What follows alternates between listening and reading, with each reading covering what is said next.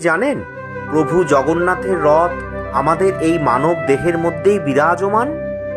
শ্রী শ্রী জগন্নাথের রথ 206টি কাঠ দিয়ে তৈরি, যা নরদেহের 206টি হাড়ের অনুরূপ। রথের 16টি চাকা, 5টি জ্ঞানেন্দ্রিয়, 5টি কর্মেন্দ্রিয় ও 6টি রিপুর প্রতীক। রথের রশি হল মন, বুদ্ধি রথের সারথি। এই দেহরথের রথী স্বয়ং ঈশ্বর। ঈশ্বর নিজের ইচ্ছায় এই শরীরকে চালিত করেন।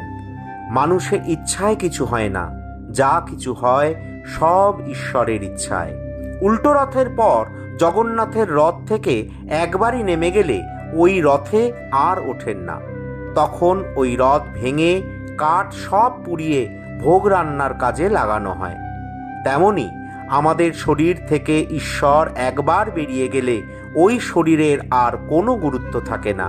মৃত বলে ওই দেহ পুড়িয়ে দেওয়া হয়। সব কিছুর আধার সেই ঈশ্বরকে পেলে আর কিছু পাওয়ার বাকি থাকে না। জগতের নাথ প্রভু জগন্নাথ সকলের মঙ্গল করুন। জয় জগন্নাথ, শুভ রথযাত্রা। এই চ্যানেলটিকে অবশ্যই লাইক এবং সাবস্ক্রাইব করুন। জয় শ্রীকৃষ্ণ, রাধে রাধে। মনন সমৃদ্ধ হোক ঈশ্বরের জয়গানে।